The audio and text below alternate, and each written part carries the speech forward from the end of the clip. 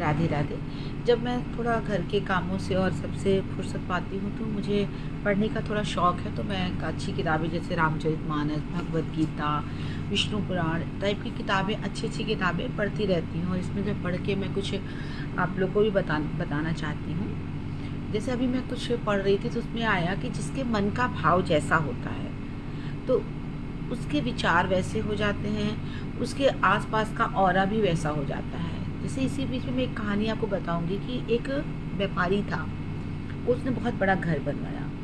तो लोगों ने उससे कहा कि आप एक वास्तु, आपने इतना अच्छा घर बनवाया है, सब कुछ किया है, एक वास्तु शास्त्री को भी दिखा लीजिए जैसे आपका सब कुछ बढ़िया रहे और सब कुछ अच्छा रहे।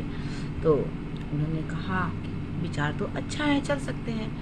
तो फिर उन्होंने अपने ज़िले के सबसे बड़े वास्तुशास्त्री को अपने घर लाया और अपनी गाड़ी से ले आए उनको। कहें चलिए सर।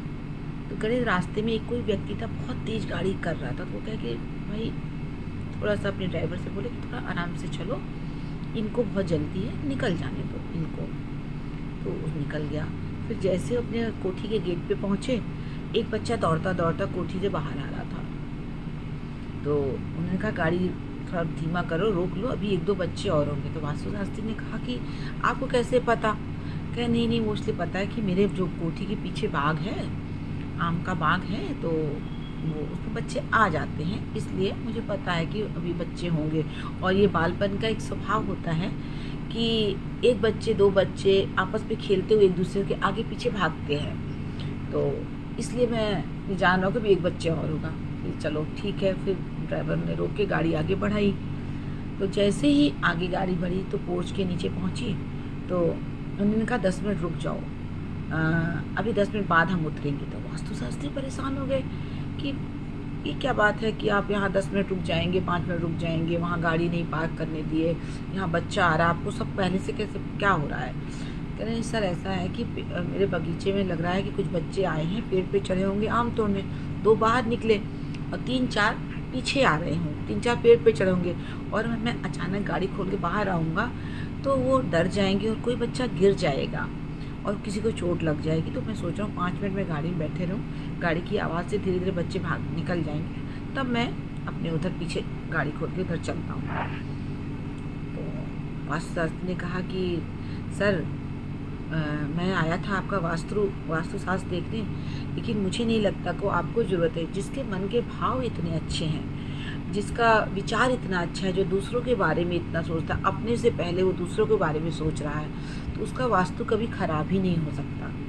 इसीलिए मतलब तात्पर्य इस कहानी सुनाने का ये है कि ये नहीं है कि हम हमेशा मतलब ऐसा ही कुछ हो, लेकिन हमें अपने आसपास, अपने चारों तरफ के लोगों के बारे में सोचना चाहिए, अपने विचार अच्छे रखने हैं, अपनी भावनाएं अच्छी रखनी है। अगर हम किसी की मदद कर सकते हैं करें, किसी के लिए हम काम आ सकते हैं, जिससे हमारा नुकसान ना हो, और उस तरह से तो अपने मन के भाव को अच्छा रख के हम कुछ भी अच्छा कर सकते हैं, और हमारे लिए फिर किसी वास्तु की ज़रूरत नहीं पड़ती है।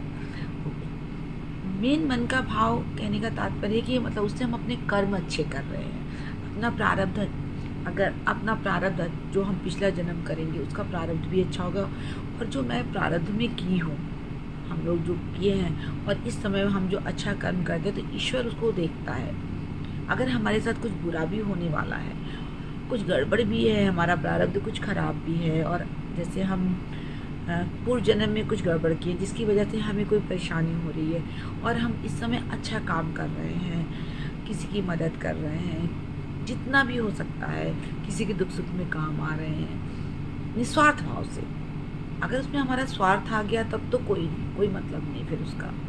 अगर निस्वार्थ भाव से हम किसी की मदद कर रहे हैं और किसी की सहायता कर दे रहे हैं, तो उससे हमारा प्रारब्ध के किए हुए बुरे कर्म भी, जो हमें तकलीफ़ इस जन्म में मिलनी है, तो वो हमारी मिलेगी तो ज़रूर। प्रारब्ध का फल तो भोगना पड़ता है, लेकिन हमें सहने की शक्ति मिल जाती है उस चीज़ से, हम उसको सह सकते हैं। उसको हम ज़्यादा भी होना है तो जैसे मुझे चाकू लगनी है तो मुझे सुई चुभेगी, हमें चोट लग के मेरा पैर कटना है तो मेरी हड्डी टूटेगी।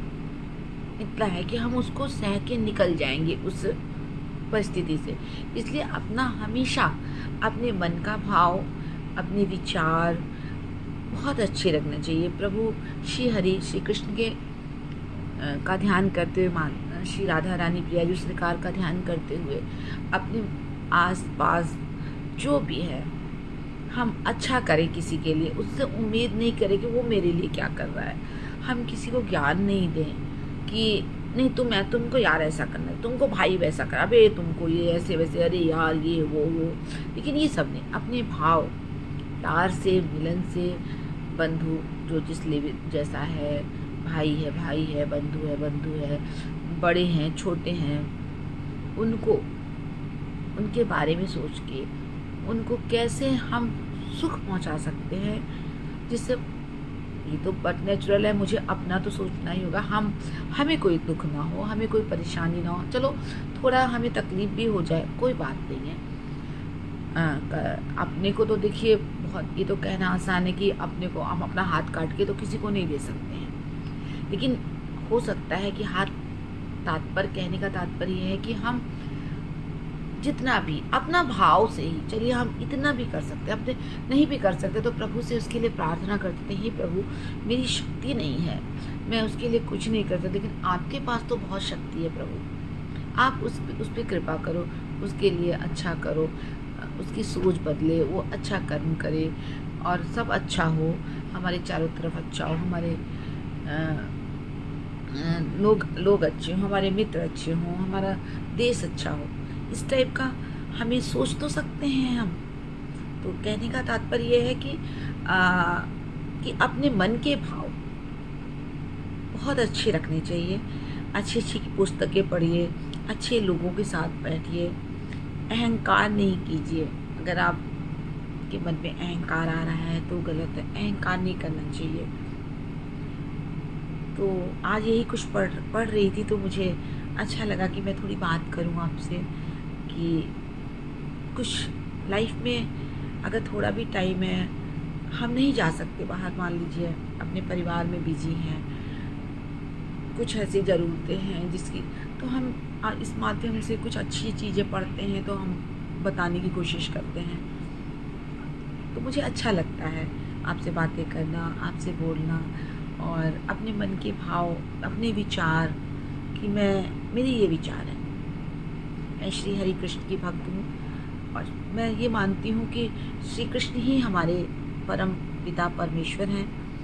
जो वो चाहते हैं वही होता है और मैं तो कुछ भी नहीं, जो भी शब्द हैं वो श्री कृष्ण के हैं, राधा रानी सरकार के हैं, प्रियाजू सरकार के हैं। तो मैं अच्छे अच्छे लोगों की बातें सुनती हूँ, उनकी प्रवचन सुनती हूँ और अपनी तरफ से अच्छा करने की कोशिश करती हूँ और जो समझ में आता है वो आप लोग के साथ शेयर करती हूँ। आपका बहुत बहुत धन्यवाद। राधे राधे।